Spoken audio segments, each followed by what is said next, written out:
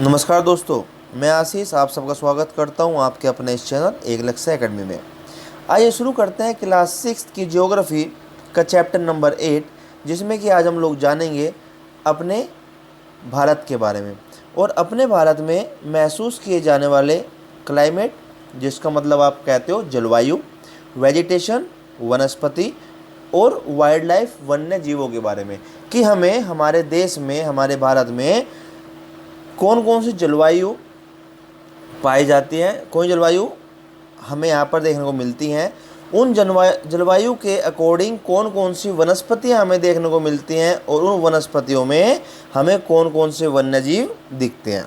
So you read in newspapers daily, आप रोज़ अखबार भी पढ़ते हैं, एंड वॉच ऑन टीवी, और टीवी भी देखते हैं, और हियर अदर्स, और दूसरे सुनते भी हैं कि मौसम, वेदर मीन्स कि मौसम कैसा है। जैसे कि यार आज तो बारिश आने वाली है, यार कल तो बहुत गर्मी थी, आज तो बहुत उमस है, आज बहुत नमी है। इस तरीके से आप लोग रोज़ के अलग अलग मौसम के बारे में सुनते रहते हैं। So you must know that, आपको पता होना चाहिए कि वेदर, ध्यान देना ऊपर लिखा है क्लाइमेट यहाँ पर, लेकिन यहाँ बात हो रही है वेदर की। सो आपको पता होना चाहिए कि weather is about day to day changes in the atmosphere, कि जो वेदर होता है, हम वेदर उस प्रतिक्रिया, उस क्रिया को कहते हैं जो हमें प्रतिदिन अपने वातावरण में देखने को मिलती है। जैसे कि आप सुबह उठे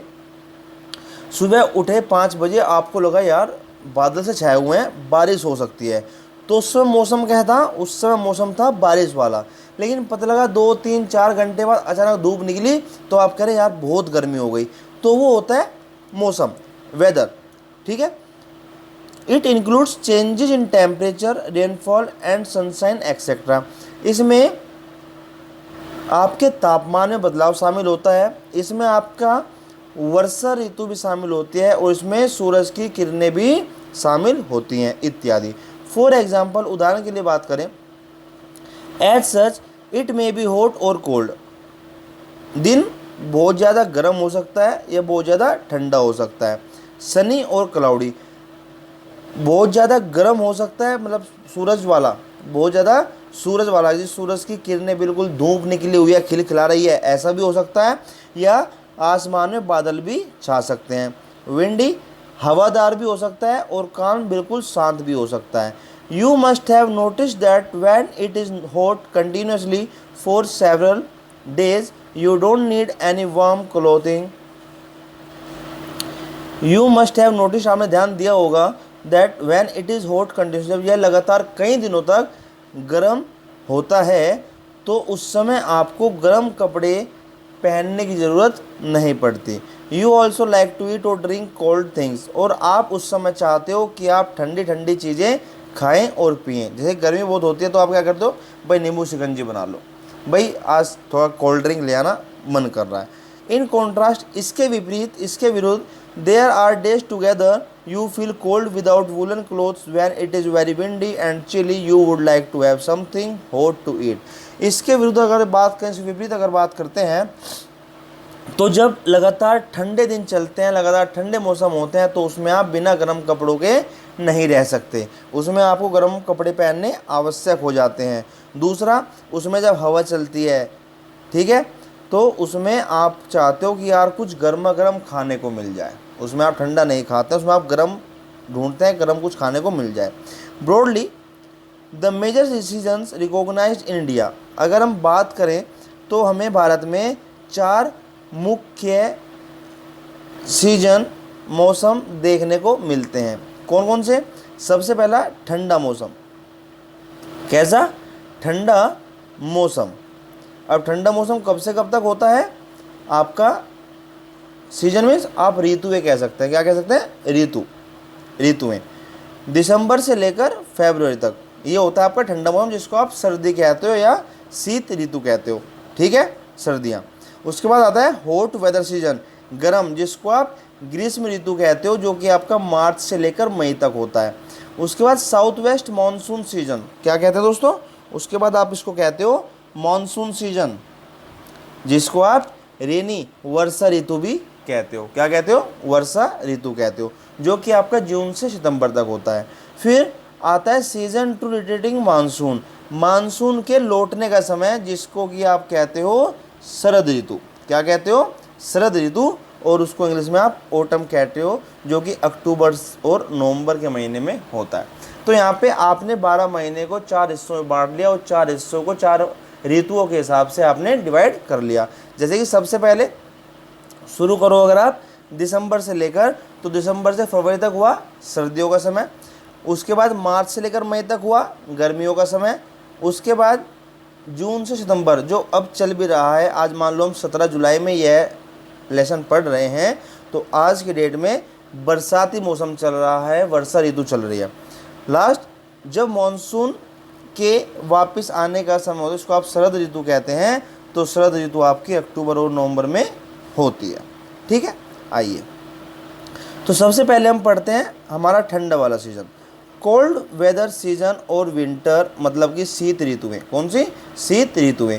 ड्यूरिंग द विंटर सीजन, इन सर्दियों के मौसम, शरद ऋतु या शीत ऋतुओं के दौरान क्या होता है, the sun rays do not fall directly in the region, कि हमारे प्रदेश में, हमारे भारत पर सीधी सूरज की किरणें नहीं पड़ती। एज ए रिजल्ट, परिणाम स्वरूप इसका परिणाम क्या होता है, the temperatures are quite low in northern India, कि उत्तरी भारत में जो तापमान होता है वह बहुत ज़्यादा गिर जाता है, बहुत ज़्यादा नीचे पहुंच जाता है। इसलिए ऋतुएं शीत हो जाती हैं, ठंडी हो जाती हैं। हॉट वेदर सीजन और समर, ग्रीष्म ऋतुएं। कैसे?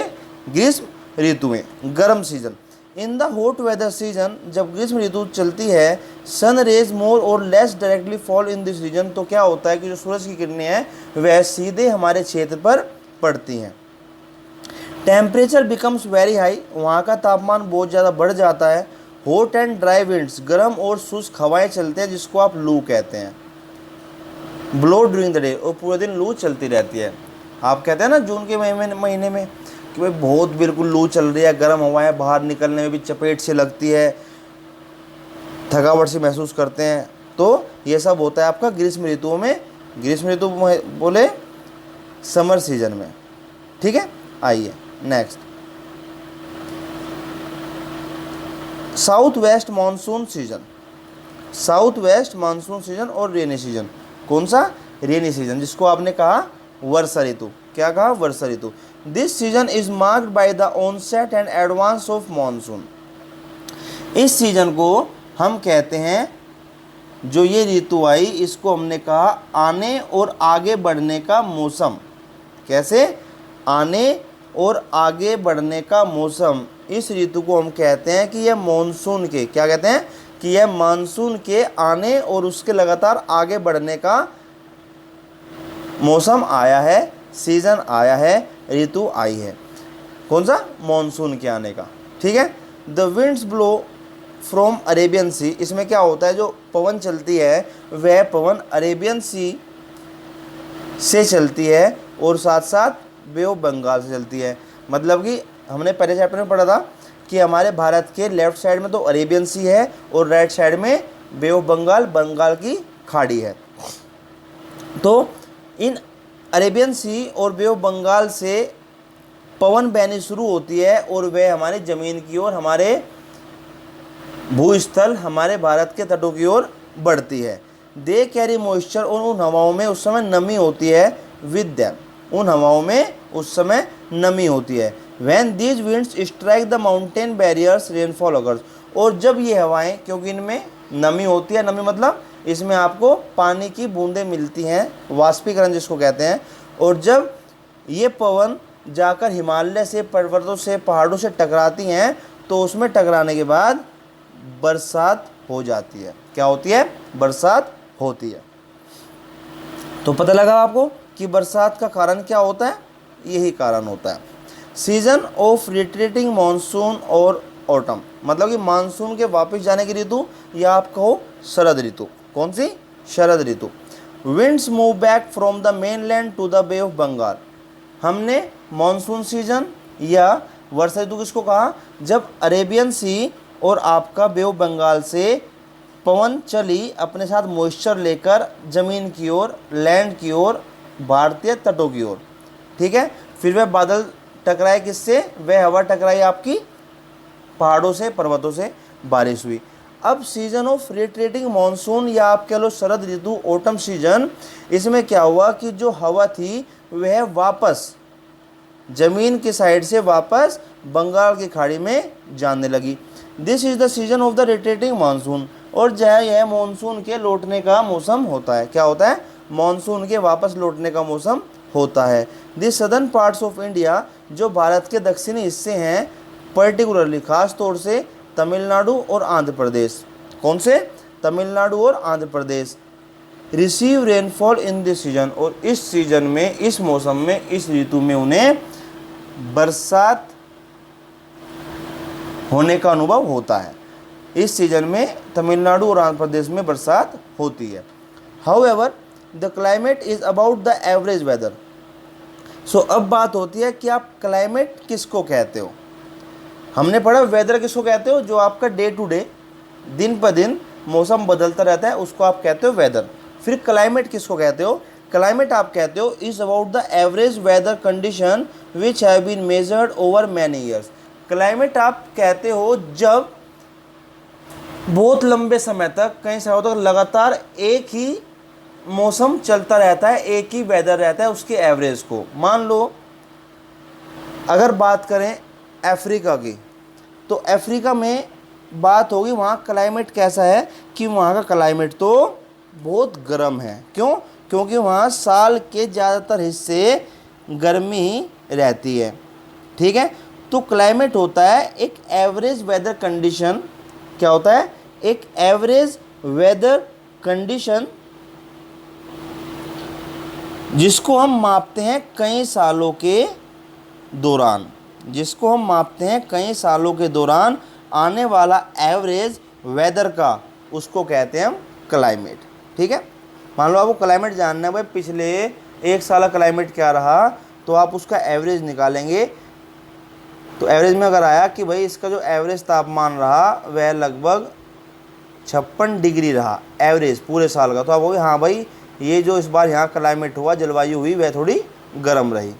ठीक है, the climate of India has broadly been described as monsoon type.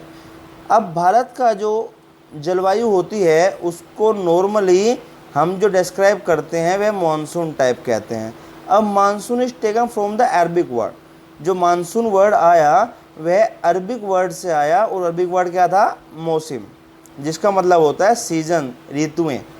ठीक है, due to India's location in the tropical region, भारत की जो स्थिति है कहाँ पर? ट्रॉपिकल, मैंने आपको बताया था उष्ण कटिबंधीय क्षेत्र में। कहाँ पर? जो कि इक्वेटर के आसपास वाले इलाके हैं। तो जो भारत की स्थिति है उष्ण कटिबंधीय प्रदेश में, उसके कारण most of the rain is brought by monsoon wind, कि जो यहाँ पर अधिकांश वर्षा होती है वह मानसून पवनों के द्वारा होती है। एग्रीकल्चर इन इंडिया, जो भारत में कृषि है, इज डिपेंडेंट ऑन रेन्स, वह किस पर निर्भर करती है? वह निर्भर करती है बारिश पर।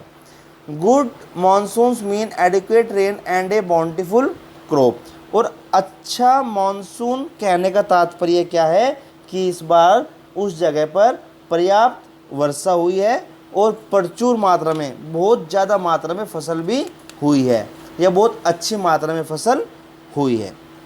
ठीक है, the climate of a place is affected. अब यहाँ बात आ रही है कि किस किस कारणों से आपकी जलवायु है वह प्रभावित हो सकती है। तो कैसे? सबसे पहले उस जगह की लोकेशन क्या है, उस जगह की स्थिति क्या है, लोकेशन क्या है, एल्टीट्यूड उसकी ऊंचाई क्या है, डिस्टेंस फ्रॉम द सी समुद्र से दूरी कितनी है, और लास्ट रिलीफ उसके प्रदेश कैसे हैं, उसकी वो जगह कैसी है। Therefore we experience regional difference in the climate of India. हम जब इंडिया की बात करते हैं तो यहाँ पर अलग अलग हिस्सों में अलग अलग क्लाइमेट देखने को मिलता है। अगर उदाहरण की बात करें, जैसे कि आपका जैसलमेर और बीकानेर दोनों कहाँ पर हैं? राजस्थान में है। अब राजस्थान कैसा इलाका है? मरुस्थल वाला, रेगिस्तान है। राजस्थान में क्या है? रेगिस्तान है, तो वह बहुत ज़्यादा गर्म देखने को होता है। ठीक है, रेगिस्तान में बहुत गर्मी लगती है, तो आपका जैसलमेर और बीकानेर बहुत गर्म इलाके हैं। वहीं अगर बात करें द्रास और कारगिल की, किसकी? द्रास और कारगिल, जो कि जम्मू और कश्मीर में हैं, वहाँ पर इतनी सर्दी है कि वे आपको जमा सकते हैं, ठीक है, क्योंकि वह हिमालय के पास है, वहाँ बहुत ज़्यादा ठंड होती है। कोस्टल प्लेन, जो तटीय इलाके हैं, हमने पहले चैप्टर में पढ़ा था, वेस्टर्न कोस्ट, ईस्टर्न कोस्ट, तो जो वो तट हैं वहाँ पर जैसे कि मुंबई हो गया और कोलकाता हो गया, यहाँ पर आपको मॉडरेट क्लाइमेट, यहाँ मध्यम जलवायु आपको देखने को मिलती है। आप कह सकते हैं कि न ज़्यादा गर्मी ही होगी कि भाई एक समय ऐसा आया कि इतनी सर्दी हो गई कि गर्म कपड़े पहनने पड़े, और न इतनी गर्मी होती है कि वहाँ पर चड्डी बनियान में घूमना पड़े। तो वहाँ पर एक मॉडरेट, एक मध्यम जलवायु रहती है। They are neither too hot no cold, न ज़्यादा गर्म न ज़्यादा ठंडी। बीइंग ऑन द कोस्ट, तट पर होने की वजह से these places are very humid, यहाँ पर बहुत ज़्यादा आर्द्रता पाई जाती है, यहाँ के मौसम में बहुत ज़्यादा आर्द्रता, नमी पाई जाती है। मौसिनराम, जो कि मेघालय में है, मेघालय में एक जगह है जिसको आप मौसिनराम कहते हैं, जहाँ पर दुनिया का सबसे हाईएस्ट रेनफॉल होता है, सबसे हाईएस्ट रेनफॉल होता है। ध्यान रखना, दुनिया में सबसे ज़्यादा हाईएस्ट रेनफॉल कहाँ होता है? तो मेघालय के मौसिनराम में। क्या होता है? मेघालय के मौसिनराम में। While in a particular year it might not rain at all in Jaisalmer. और दूसरी तरफ अगर बात करें तो एक ऐसी जगह भी है जहाँ पर साल के अधिकतर समय, या कह लो पूरा साल ही बारिश नहीं होती, वह कहाँ पर है? जैसलमेर में। और जैसलमेर कहाँ पर है? राजस्थान में। तो राजस्थान के जैसलमेर में तो ऐसा भी होता है कि पूरे साल ही बारिश नहीं होती, और मेघालय के मौसिनराम में ऐसा होता है कि यहाँ पर दुनिया में सबसे ज़्यादा बारिश होती है। तो ये हमने पढ़ा इंडिया के क्लाइमेट के बारे में। किसके बारे में दोस्तों? इंडिया के क्लाइमेट के बारे में। आइए अब शुरू करते हैं नेचुरल वेजिटेशन। क्या शुरू करते हैं? नेचुरल वेजिटेशन, जिसको आप कहते हो प्राकृतिक वनस्पतियाँ। क्या कहते हो? प्राकृतिक वनस्पतियाँ। We see a variety of plant, we see a variety of plant life in our surroundings. हमारे चारों ओर हमें बहुत सारी अलग अलग प्लांट्स के जीवन दिखते हैं, या हम कह सकते हैं कि हमें अपने चारों ओर अलग अलग बहुत भिन्नताओं वाले प्लांट्स दिखते हैं। How nice it is to play in a field with green grass. और यह कितना अच्छा लगता है जब आप एक घास वाले मैदान में खेलते हो। There are also small plants called bushes. और यहाँ पर बहुत छोटे छोटे प्लांट्स भी हैं जिसको आप झाड़ियाँ कहते हो, लाइक जैसे कि कैक्टस एंड फ्लोरिंग प्लांट्स, जैसे कि कैक्टस कह लो या फिर फ्लावरिंग प्लांट्स, फूल वाले पौधे कह लो, इत्यादि। Besides there are many tall trees, some with many branches and leaves like neem, mango, और some with stand with few leaves such as palm। और यहाँ पर आपको हर तरह का वनस्पति देखने को मिलती है, चाहे वो आपकी बुशेज और सरब्स हो, झाड़ियाँ और कटीली झाड़ियाँ हो, जैसे कि कैक्टस कटीला पौधा होता है, फ्लोरिंग प्लांट्स फूल वाले पौधे होते हैं।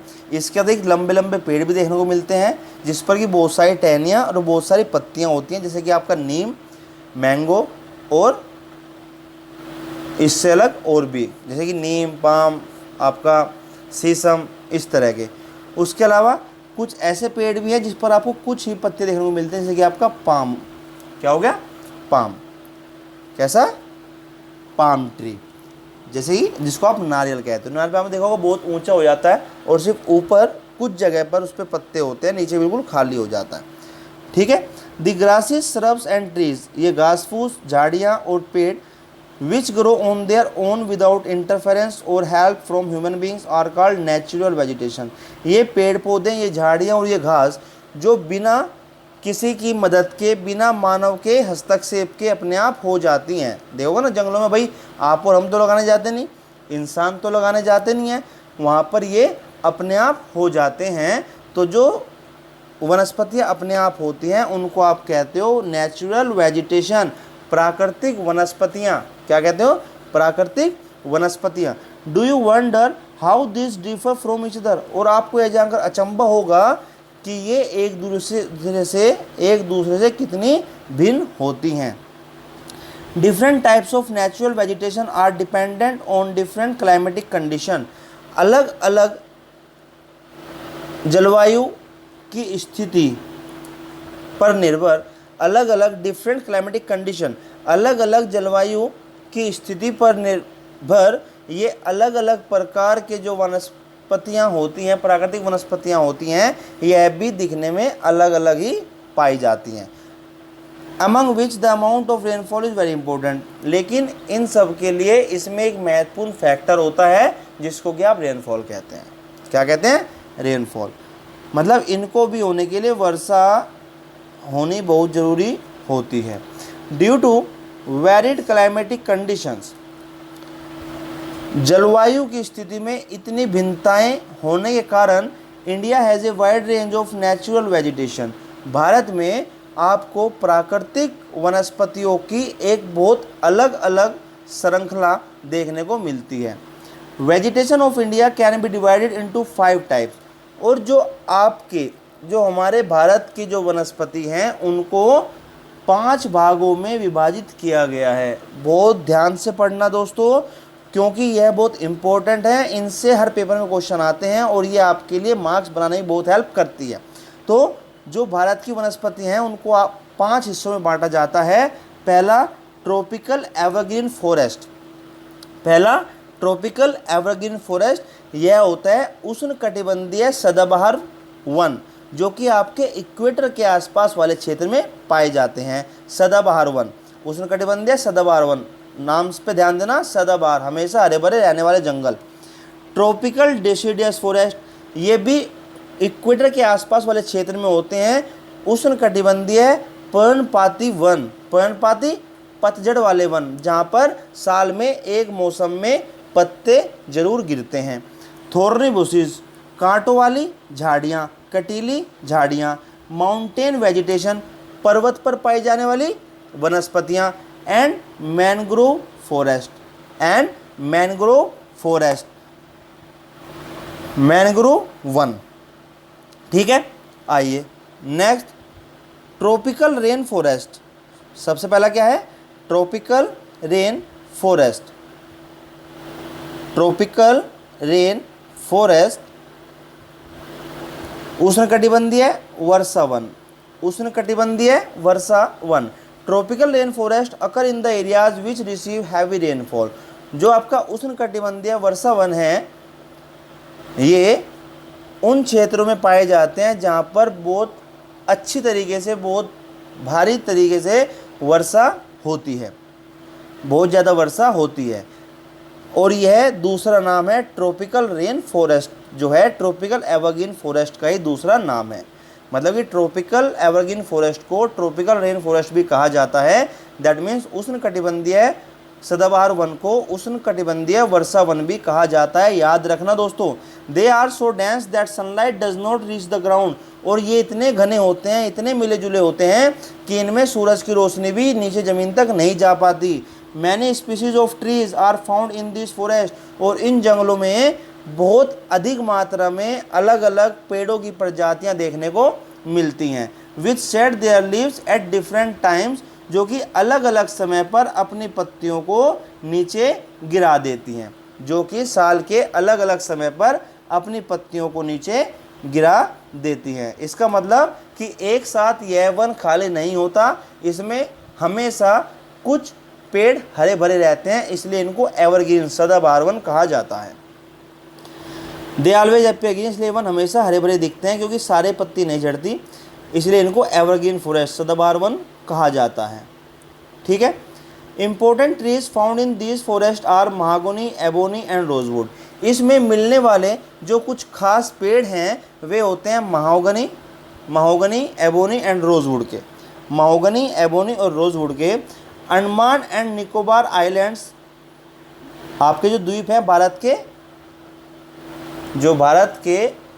जब आप देखते हैं तो उसके राइट साइड में जो आपका आइलैंड है अंडमान एंड निकोबार आइलैंड, वहाँ पर या कुछ हिस्से हैं नॉर्थ ईस्टर्न स्टेट मतलब कि उत्तरी पूर्व राज्य and a narrow strip of western slope of western Ghat, और एक संकर सा रास्ता है कहाँ पर, पश्चिमी घाट के पश्चिमी ढलान पर एक संकर सा रास्ता है जहाँ पर आपको ये सब जंगल देखने को मिलते हैं। तो कहाँ पर मिलते हैं, अंडमान और निकोबार आइलैंड पर, आपके उत्तर पूर्वी राज्यों पर, और एक छोटा सा संकर सा रास्ता है जो कि आप पश्चिमी घाट के पश्चिम ढाल पर आपको देखने को मिलता है। उन सब पर आपको ट्रॉपिकल ट्रॉपिकल एवरग्रीन फॉरेस्ट देखने को मिलते हैं। इसकी एक पिक्चर कि ये कितने घने होते हैं वो आप इसमें देख सकते हैं। ये देखिए, इसमें ये इतने घने होते हैं कि आप इसमें सूरज की रोशनी भी ज़मीन तक नहीं पहुंच पाती। आइए नेक्स्ट, ट्रॉपिकल डेसिडियस फॉरेस्ट। कौन सा दोस्तों, ट्रॉपिकल डेसिडियस फॉरेस्ट, मतलब कि उष्णकटिबंधीय पर्णपाती वन। पर्णपाती होता है पतझड़ वाले जंगल। In a large part of our country, हमारे देश में सब बड़े हिस्से में we have this type of forest, हमें इस प्रकार के जंगल मिलते हैं। This forest are also called monsoon forest, जैसे एवरग्रीन फॉरेस्ट को रेन फॉरेस्ट भी कहते हैं, इसी प्रकार डेसिडियस फॉरेस्ट को मॉनसून फॉरेस्ट भी कहते हैं। क्यों कहते हैं, दे आर लेस डेंस, एक तो ये कम घने होते हैं, they shed their leaves at a particular time of the year, और ये साल के एक निश्चित समय पर अपने सारे पत्ते ज़मीन पे गिरा देते हैं। इन तरह के जंगलों में जो कुछ खास पेड़ होते हैं उनके नाम बता देते हैं, साल, टीक, पीपल, नीम, शीशम। आपने देखा होगा भाई, आपके आसपास नीम के, शीशम के पेड़ बहुत होते हैं, तो आपने देखा होगा कि एक मौसम के आने पर, जिसको आप कह दो पतझड़ चल गया, क्या आ गया कि पतझड़ आ गया, तो पतझड़ आने के समय पर क्या होता है, ये सब पेड़ जो होते हैं अपने सारे पत्तियां नीचे गिरा देते हैं, पेड़ बिल्कुल खाली खाली हो जाते हैं, और फिर नया मौसम आने पर इसमें नए नए उपले कुपले निकलते हैं जो बहुत अच्छे लगते हैं। दे आर फाउंड इन, इस तरह के जो वन हैं, जंगल हैं, हमें देखने को मिलते हैं मध्य प्रदेश में, उत्तर प्रदेश में, बिहार, झारखंड, छत्तीसगढ़, उड़ीसा और महाराष्ट्र के कुछ हिस्से में हमें ये जंगल देखने को मिलते हैं।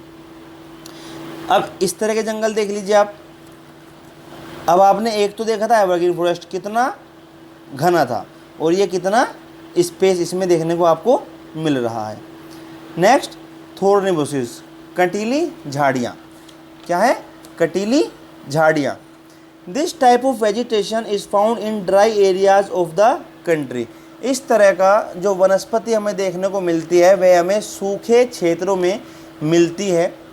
The leaves are in form of spines to reduce the loss of water, और इसकी जो पत्तियाँ होती हैं वह कांटों की फॉर्म में होती है। कांटों की फॉर्म में क्यों, क्योंकि जितना नैरो इसका बेस होगा उतना पानी कम वेस्ट होगा। ठीक है भाई, पत्ती बड़ी होंगी तो उनसे ट्रांसमिशन ज़्यादा होगा, उनसे पानी ज़्यादा वातावरण में जाएगा, तो जब वो कंटीली होंगी तो उनसे पानी कम जाएगा। कैक्टस, और इस तरह के कौन कौन से पौधे हैं, कैक्टस, खैर, बबूल, किक्कर, ये कुछ इम्पोर्टेंट ट्रीज़ कह लो, ये बसीज झाड़ियाँ हैं जो कि हमें कहाँ मिलती हैं, राजस्थान में या पंजाब में, हरियाणा में, और पश्चिमी घाट के पूर्वी ढाल पर, और गुजरात में हमें ये थॉर्नी बुशेस देखने को मिलती हैं। ठीक है, जहाँ पर पानी की कमी होती है। पहली चीज़ जो सूखे रहे हैं, रेगिस्तान, जैसे कि रेगिस्तान जहाँ पे सिर्फ सूखा है, तो वहाँ पर हमें इस तरह के पेड़ या इस तरह की झाड़ियाँ देखने को मिलती हैं। तो दोस्तों आज के लिए इतना ही। इसको अच्छे से आप समझिए, पढ़िए। इसका आगे का पार्ट हम करते हैं अगली क्लास में। नमस्कार, धन्यवाद, बाय बाय।